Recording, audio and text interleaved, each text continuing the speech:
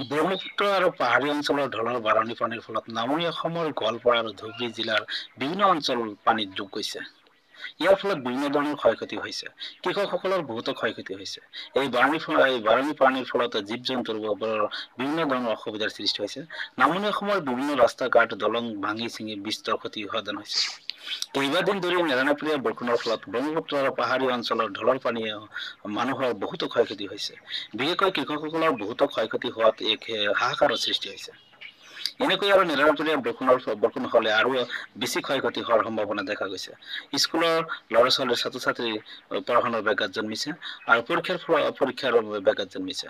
নামনি অসমৰ ব্ৰহ্মপুত্ৰ আৰু পাহাৰীয়া অঞ্চলৰ ঢলৰ বাৰণি পানীৰ ফলত নামনি অসমৰ গোৱালপাৰা আৰু ধুবুৰী জিলাৰ বিভিন্ন অঞ্চল পানীত ডুব গৈছে। ইয়াৰ ফলত বিভিন্ন ধৰণৰ ক্ষয়ক্ষতি হৈছে। কৃষকসকলৰ বহুতো ক্ষয়ক্ষতি হৈছে। এই বাৰণি পানীৰ ফলত জীৱ-জন্তুৰ বিভিন্ন ধৰণৰ অসুবিধাৰ সৃষ্টি হৈছে। নামনি অসমৰ বিভিন্ন অঞ্চল ৰাস্তা ঘাট আৰু দলং ভাঙি চিঙি বিস্তৰ ক্ষয়ক্ষতি সাধন হৈছে। কেইবাদিন ধৰি নেৰানেপেৰা বৰষুণৰ ফলত ব্ৰহ্মপুত্ৰ আৰু পাহাৰীয়া অঞ্চলৰ ঢলৰ পানীয়ে মানুহৰ বহুতো ক্ষয়ক্ষতি হৈছে।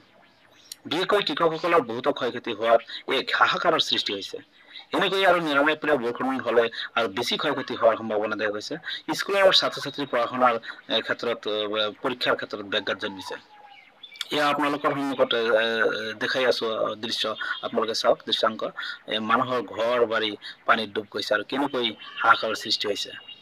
এনেকৈ নেৰানেপেৰা বৰষুণ হলে আৰু বহুতো ক্ষয়ক্ষতি সাধন হব বুলি আশংকা কৰিছে। নামনি অসমৰ ব্ৰহ্মপুত্ৰ আৰু পাহাৰীয়া অঞ্চলৰ ঢলৰ বাৰণি পানীৰ ফলত নামনি অসমৰ গোৱালপাৰা আৰু ধুবুৰী জিলাৰ বিভিন্ন অঞ্চল পানীত ডুব গৈছে। ইয়াৰ ফলত বিভিন্ন ধৰণৰ ক্ষয়ক্ষতি হৈছে। কৃষকসকলৰ বহুতো ক্ষয়ক্ষতি হৈছে। এই বাৰণি পানীৰ ফলত জীৱ-জন্তুৰ বিভিন্ন ধৰণৰ অসুবিধাৰ সৃষ্টি হয়। স্কুল কলেজৰ বিভিন্ন ক্ষয়ক্ষতি হৈছে। স্কুল কলেজৰ ল'ৰা-ছোৱালীৰ ছাত্ৰ-ছাত্ৰীৰ পৰীক্ষাত ব্যাঘাত জন্মিছে। তাৰে এক দৃশ্যাংশ আপোনালোকে চাই আছে, চাওক। এই স্কুলৰ দৃশ্যাংশ। ল'ৰা-ছোৱালীয়ে পঢ়া শুনাত ব্যাঘাত জন্মিছে। ল'ৰা-ছোৱালীয়ে স্কুলত আহিব পৰা নাই আৰু নেৰানেপেৰা বৰষুণৰ ফলত বিশেষকৈ কৃষকসকলৰ বহুতো ক্ষয়ক্ষতি হোৱাত এক বিৰাট হাহাকাৰৰ সৃষ্টি কৰিছে।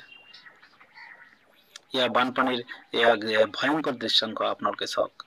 কেনেকৈ স্কুল কলেজ পানীৰ তলত ডুব গৈছে।